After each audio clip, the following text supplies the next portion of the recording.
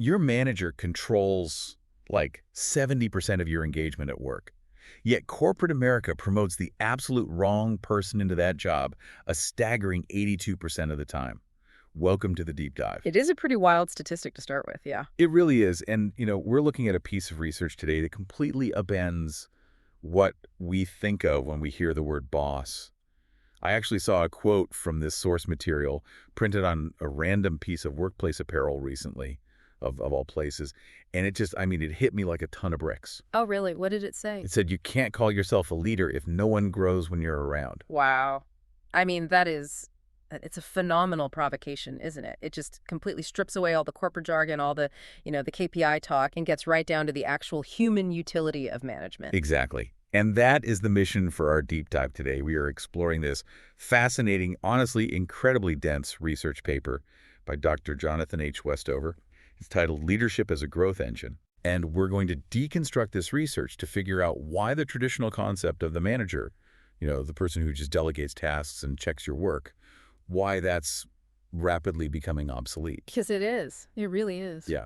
And instead, we'll see how true competitive advantage actually stems from leaders who prioritize one specific outcome above everything else, which is relentlessly building up the capabilities of you and your team. It represents a massive paradigm shift. We're moving away from the idea of a leader as just an elite decision maker or a glorified taskmaster. The new model positions the leader as a literal engine for human development. And this matters directly to you listening to this right now. Whether you are currently managing a massive distributed global team, or maybe you're just stepping into your very first leadership role. Or even if you aren't managing anyone at all yet. Right. Frankly, if you're an individual contributor, simply trying to figure out if you are working for the right person, this deep dive is going to fundamentally reframe how you measure workplace success. Okay, let's unpack this. Yeah, to really grasp what a great leader looks like in the modern economy, we first have to understand why the current, traditional model of management is failing so catastrophically. Right. There is this systemic disconnect in corporate America regarding how people actually end up in positions of power. The research calls this a selection failure. A selection failure. Yeah. Organizations have this deeply ingrained habit of promoting individuals into management based almost entirely on two things: technical mastery or tenure. Okay, so meaning like you happen to be the absolute best coder on the floor, so congratulations, you are now the engineering manager. Exactly. Or you've been in regional sales the longest, so you get bumped up to sales director. Right. It's just the default. It's the path of least resistance for HR departments.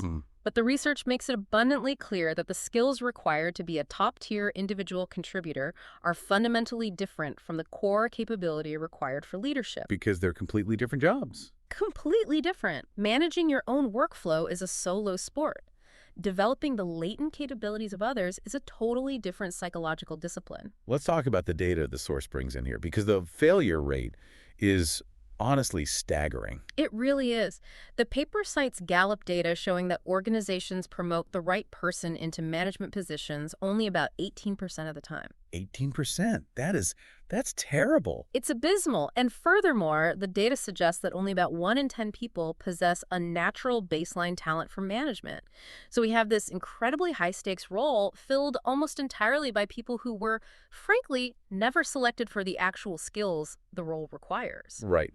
I hear the argument, but let me play devil's advocate for a second here. Sure. If I'm running a highly specialized division, say an aerospace engineering team, doesn't it make logical sense to promote my top performing engineer?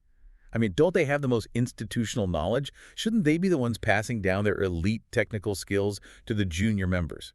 In a static world where technology barely changes, that logic holds up perfectly. Okay. But the research points out a critical why now factor that completely breaks that old model. We are living in a landscape of wildly accelerating technological change. The half-life of specialized skills is shrinking faster than ever before. So the skills just don't last. Right. What that means practically is that a technical skill learned today might be completely obsolete in 3 years. Oh, wow. So static expertise, knowing exactly how to execute a specific technical task right this second, That's basically a depreciating asset. Completely. It's expiring. If a manager is just dictating tasks based on their old technical expertise, they are actively passing down an expiring playbook. And the whole team falls behind the market. Exactly. What organizations actually need to survive isn't static knowledge, it was continuous capability renewal.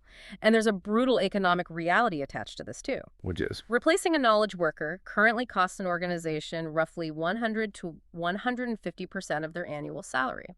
Because of what? Recruitment fees? The massive drain on productivity. Yeah, and just the months it takes to get a new hire fully up to speed. Right. So retaining people by actively developing their skills isn't just some nice, touchy-feely HR initiative anymore. No, not at all. It is a harsh strategic imperative. If you aren't developing your talent, they will stagnate, your competitors will absolutely poach them, and the financial drain of constantly replacing them will just sink your balance sheet. Man. So if the old model of the technical expert boss is completely broken, what does the actual solution look like? Let's get into the anatomy of what the research calls a growth-centered leader. Okay, so the paper breaks this down into 3 distinguishing pillars. Let's hear them. The first is an abundance mindset. Growth-centered leaders are fundamentally not threatened by capable subordinates. Which is the exact opposite of the classic, insecure middle manager who actively hoards knowledge because they view their top performers as a threat to their own job security. Yeah, it's zero-sum thinking versus abundance thinking. An insecure manager thinks, if you look too good, I look bad. Right. But a growth leader recognizes that their own success is entirely dependent on elevating the team to a point where the team outgrows them. That makes total sense. What's the second pillar? The second is deliberate capability diagnosis. Okay, meaning what exactly? This means stepping away from those generic, one-size-fits-all corporate training modules that everyone just clicks through while checking their email. Oh, yeah. We all know those. Right.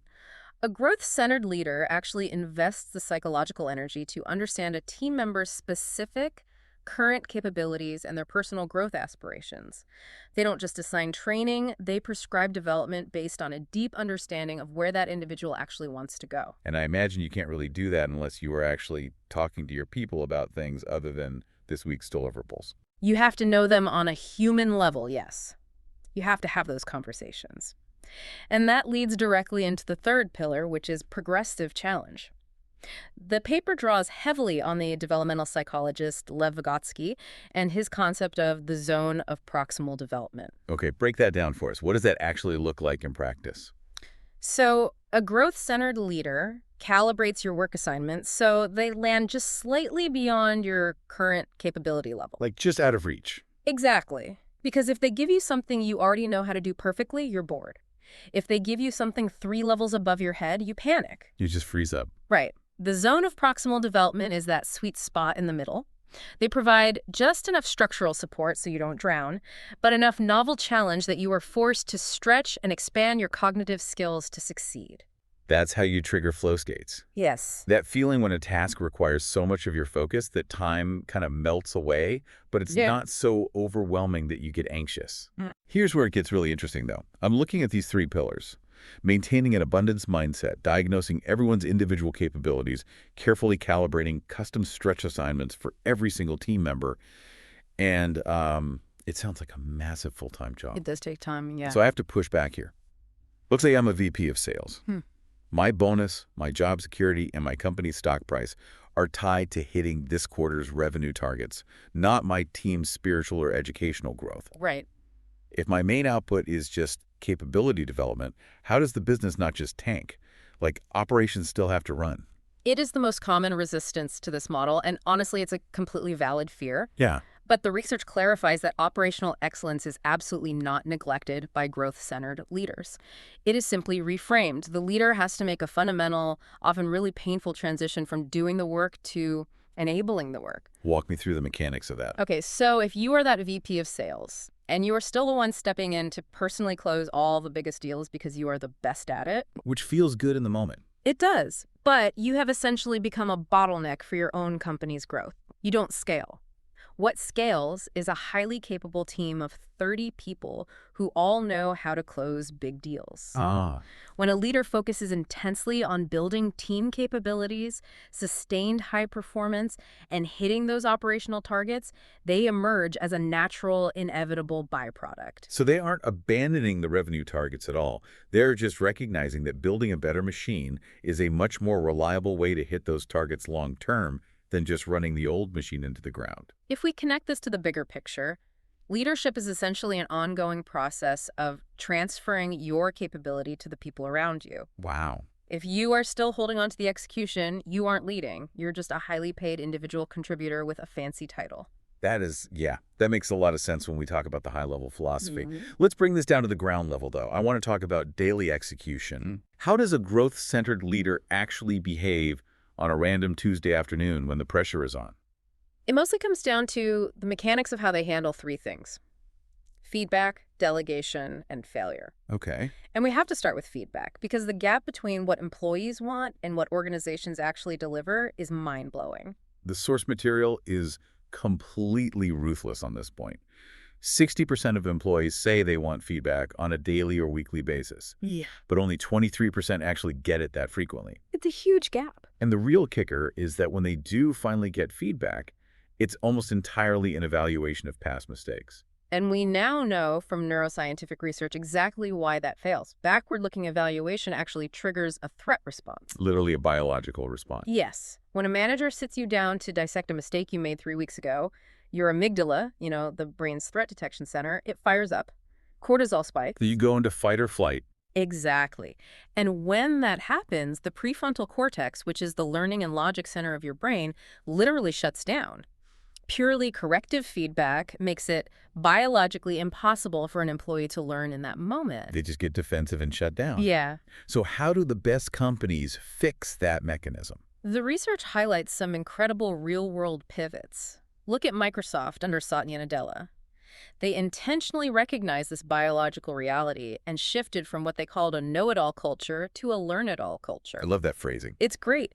They completely scrapped the traditional annual performance review, which is essentially just a highly stressful, backward-looking ranking system, and they replaced it with continuous, ongoing conversations they call connects. And Deloitte did something very similar, completely ditching the annual review for frequent check-ins, right? He did, yeah. So what makes a check-in mechanically different from a review? The critical shift is moving from the concept of feedback to feed forward. Feed forward. Yeah. It's a subtle linguistic change that creates a massive psychological difference. Instead of a manager sitting down and painfully dissecting why your presentation last Thursday failed to land with the client, a growth-centered leader asks, what specific capabilities do we need to develop together to ensure your next presentation lands perfectly? Oh, okay. It envisions a hypothetical future state. Exactly. Because it's focused on a future that hasn't happened yet, there is no ego threat. The amygdala doesn't fire. It bypasses the brain's defense mechanisms and immediately shifts the energy from defensive justification to collaborative problem solving. Feed forward. That is incredibly practical. Okay, let's look at the second daily execution piece, delegation. This is a big one. The research points out that managers waste roughly 40 to 50% of their time executing work that they could and absolutely should be delegating. It's a massive capacity drain, and it's usually driven by the manager's own ego or that classic fatal trap of thinking it will just be faster if I do it myself. But let's clarify what good delegation actually is, because a lot of managers think delegation is just task offloading, like tossing some of the keys to a 747 mid-flight while you go take a nap in first class, and then blaming them when the plane nosedives. That is a brilliant way to put it. Yeah, task offloading, just dumping your administrative busy work or throwing people into situations they aren't equipped for, that is terrible leadership. Right. The source material draws a sharp line between that and developmental delegation. Developmental delegation is putting them in the flight simulator first. It is highly intentional. Okay, so how does the flight simulator work in a corporate context? It involves giving a team member an assignment that requires a modest but real extension of their current skills, hitting that zone of proximal development we discussed, and importantly, wrapping a scaffolded support framework around them. So they aren't just out there alone. Right. You define the specific boundaries, you clarify exactly what decision rights they have, and you establish clear check-in milestones. The paper highlights General Electric's historical approach to this. They systematically gave their high-potential employees massive stretch assignments, like asking them to lead a struggling, complex business unit. Which sounds absolutely terrifying. It is. But here is the mechanism that made it work. There was an explicit, culturally embedded expectation that some of these initiatives would fail.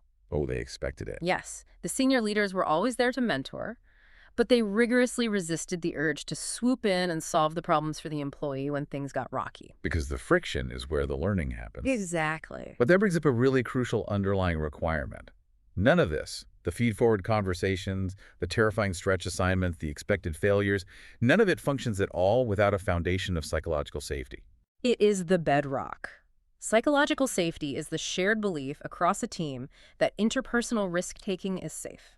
If you don't have that, employees will aggressively hide their weaknesses. Of course. They will actively avoid your stretch assignments because they are terrified that looking incompetent while learning will just hurt their career. The paper uses Pixar animation studios and their brain trust process as the ultimate example of this. It's a beautiful illustration of how to engineer psychological safety. At Pixar, directors regularly present deeply flawed, unfinished, sometimes outright terrible early versions of their films to a group of trusted peers. Wow. Now, in most corporate environments, showing terrible work would destroy your reputation. The reason it works at Pixar is because of carefully cultivated behavioral norms. The critique in the room is rigorously, relentlessly focused on the problem, never on the person. The underlying assumption is that early work is necessarily imperfect. So they make early failure completely safe. They separate the creator's ego from the creation itself. Right. When a leader explicitly normalizes failure as a required, expected part of the learning process, and crucially, when that leader models vulnerability by openly admitting their own knowledge gaps, they create the psychological space for everyone else to actually take the risks required to grow. Okay, so having an individual leader who gives feed-forward, who uses developmental delegation, and who engineers psychological safety for their direct reports, that's all amazing. It is. But relying on individual heroic managers scales really poorly. If you're a massive global organization, how do you guarantee this happens across 10,000 employees? Right. Like, how do we move from relying on superstars to building actual systems? This is where the rubber meets the road. You have to institutionalize growth. It has to become a core organizational capability hardwired into the very fabric of how the company operates. You cannot just cross your fingers and hope you happen to hire managers who are natural developers of talent. Right. You have to aggressively change your structural incentives. So you're talking about the heavy machinery of HR. Hiring rubrics, performance reviews, and most importantly, compensation. Exactly, because at the end of the day, people optimize for what they get paid to do. Let's look at IBM. They fundamentally transformed their leadership development pipeline by literally tying executive variable compensation to leadership pipeline metrics. Meaning, they explicitly tied their executives' bonuses to how well those executives develop the people underneath them. Yes. Think about the mechanical shift that creates. If an executive gets their full bonus just for hitting Q3 revenue targets, they will gladly burn out their team to hit that number. Sure. But if a significant portion of their financial reward is contingent on building organizational capability and actively developing successors, suddenly talent development is no longer an HR afterthought. It's front and center. It becomes a primary daily operational objective. Money talks, and it forces behavioral alignment. And beyond just paying people to care, the source material shows organizations actively democratizing access to development, flattening the hierarchy.